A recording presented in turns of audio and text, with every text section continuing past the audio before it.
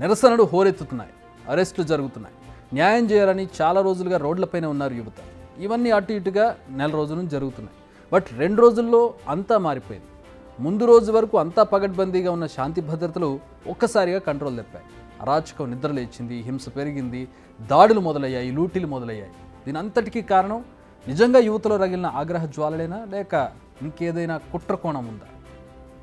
బంగ్లాదేశ్ భారత్కు మిత్రదేశం. అది ఆ దేశ ప్రధానిగా షేక్ హసీనా ఉంటే మాత్రమే. అల్లర్లు అరాచకం గురించి ఇంట్రడక్షన్ ఇచ్చి ఇండియా గురించి ఎందుకు చెప్తున్నాననే కదా మీ డౌట్. దానికి ఒక రీజన్ ఉంది. ఎందుకంటే హసీనా పరారైన తర్వాత ఒక ఇంట్రెస్టింగ్ డిస్కషన్ మొదలైంది. అదే బంగ్లాదేశ్లో ఈ కల్లోల పరిస్థితులకు విదేశాల కుట్ర ఉందని. ఇందులో చైనా, పాకిస్తాన్, అమెరికా ఇలా అనేక దేశాల పేర్లు వినిపిస్తున్నాయి. ఫస్ట్ పాకిస్తాన్ విషయానికి వద్దాం. అసలు బంగ్లాదేశ్ ప్రత్యేక దేశంగా ఏర్పడడం అనేదే పాకిస్తాన్కి అసలు డైజెస్ట్ కాని విషయం. అలాంటి బంగ్లాదేశ్ భారత్కు అత్యంత సన్నిహితంగా ఉండడం ఇంకా మింగుడుపడని విషయం.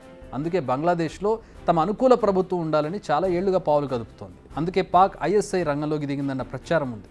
ఎందుకంటే బంగ్లాదేశ్లో విద్యార్థి ఉద్యమం తీవ్రతరం కావడానికి 2 సంస్థలు కారణం. ఒకటి జమాతే ఇస్లామీ బంగ్లాదేశ్, దాని స్టూడెంట్ వింగ్ ఇస్లామీ ఛాత్ర శిబిర్. ఈ 2 సంస్థలను వెనుకుండి నడిపించేది ఐఎస్ఐ అనేది ఓ ప్రచారం. వీటన్నిటి లక్ష్యం బంగ్లాదేశ్ నేషనలిస్ట్ పార్టీని అధికారంలోకి తీసుకురావడం. ఈ స్కెచ్ను పర్ఫెక్ట్గా ఇంప్లిమెంట్ చేసినట్టు కనిపిస్తోంది. ఈ పార్టీ అధ్యక్షుడు మాజీ ప్రధాని బేగం ఖలీదా జియా, ఆయన కుమారుడు తారిక్ రెహమాన్ రీసెంట్గా సౌదీ అరేబియాలో ఐఎస్ఐ వర్గాలతో భేటీ అయినట్టు తెలుస్తోంది. ఆ తర్వాత ఉద్యమం ఊపిరి పోసుకుంది, తీవ్రతరమైంది, విధ్వంస రచనకు కారణమైంది. ఇక సెకండ్ చైనా. బంగ్లాదేశ్లో తమ కంట్రోల్లో ఉండే గవర్నమెంట్ ఉంటే అది చైనాకు చాలా ప్లస్. ఎందుకంటే భారత్ ఎవరిపై ఫోకస్ చేయకుండా ఉండాలంటే నిత్యం ఏదో ఒక పంచాయతీలో ఉండాలి. ఇప్పటికే ఒకవైపు పాకిస్తాన్తో వివాదాలు ఉన్నాయి. ఘర్షణలు, కాల్పులు జరుగుతూనే ఉంటే బార్డర్లో ఎప్పుడు ఏదో ఒక టెన్షన్ వాతావరణం కనపడుతూ ఉంటుంది.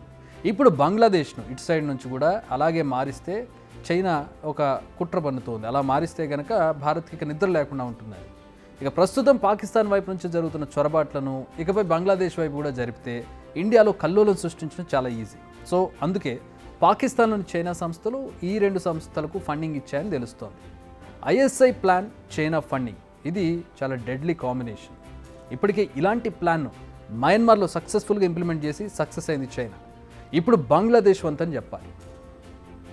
ఇక నెక్స్ట్ అమెరికాకు కూడా బంగ్లాదేశ్తో అస్సలు మంచి సంబంధాలు లేవు. దీనికి బెస్ట్ ఎగ్జాంపుల్ బంగ్లాదేశ్లో ఎన్నికలు జరిగిన విధానంపై అమెరికా చేసిన స్టేట్మెంట్. ఆ దేశంలో ఎన్నికలు అసలు పారదర్శకంగా జరగలేదని ఓపెన్గానే స్టేట్మెంట్ ఇచ్చింది అమెరికా.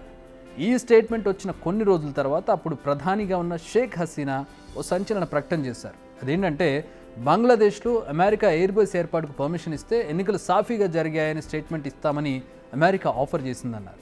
అంటే చైనాను కంట్రోల్ చేయడంతో పాటు ఆ దేశంపై నిఘా వేసేందుకు బంగ్లాదేశ్లో అమెరికా ఓ ఎయిర్ బేస్ను ఏర్పాటు చేయాలనుకుంది. దానికి హసీనా నో చెప్పింది. అందుకే అమెరికా కూడా ఈ కుట్ర గురించి తెలిసినా కూడా చూసి చూడనట్టుగా ఉందని తెలుస్తోంది. ఇవన్నీ థియరీసే కావచ్చు, బట్ రియాలిటీకి దగ్గరగా ఉన్నాయి కాబట్టి నమ్మేలా ఉన్నాయి. అయితే హసీనా దుకాణం సర్దేశారు. రేపు మాపో బంగ్లాదేశ్ నేషనలిస్ట్ పార్టీ అధికారంలోకి వస్తుంది. ప్రస్తుతానికైతే దేశం సైనికుల చేతిలో ఉంది. కానీ ఇప్పటికీ అల్లర్లు ఇంకా కొనసాగుతున్నాయి. కారణం ఏంటి? సింపుల్, బంగ్లాదేశ్లో మైనర్లపై దాడులు చేయడం. ఇక్కడే ఈ థియరీ నిజమని అనిపిస్తోంది. ఎందుకంటే ప్రస్తుతం బంగ్లాదేశ్లో టార్గెట్ అవుతోంది హిందువులు అండ్ హసీనా పార్టీ లీడర్. సందట్లో సడేమియా అన్నట్టు మళ్ళీ విపక్షం అనేది లేకుండా ఇప్పటి నుంచే పావులు కదుపుతున్నట్టు కనిపిస్తోంది. హసీనా పార్టీకి చెందిన లీడర్ల మృతదేహాలు ఇప్పుడు దొరుకుతున్నాయి. ఇప్పటికే కౌంట్ 30 దాటింది. హిందువుల ఇళ్లను లూటీ చేస్తున్నారు, అందిన కాడికి దోచేస్తున్నారు, ఆ తర్వాత కాల్ చేస్తున్నారు. సో రిజర్వేషన్ పోరాటంగా మొదలై అధికార బదిలీకి కారణమై ఇప్పుడు మత ఘర్షణలుగా రంగు పులుముకుంది బంగ్లాదేశ్. మొత్తంగా చూస్తే ఏమైంది, ఎందుకయింది, ఎలా అయిందన్నది పక్కన పెడితే ప్రస్తుతం బంగ్లాదేశ్ ఓ చీకటి చరిత్ర వైపు అడుగులు వేస్తోంది. అందులో ఎలాంటి డౌటు లేదు. ఇప్పటికే ఆర్థిక పరిస్థితులు బాగాలేక కొట్టుమిట్టాడుతున్న ఆ దేశం ఇప్పుడు మరింత ఊబిలో కూరుకుపోవడం ఖాయంగా కనిపిస్తోంది. దీనికి కారణం అంతర్గత శక్తులైనా విదేశీ శక్తులైనా ఇప్పుడు ఫలితం అనుభవించబోయేది మాత్రం బంగ్లాదేశ్ ప్రజలే.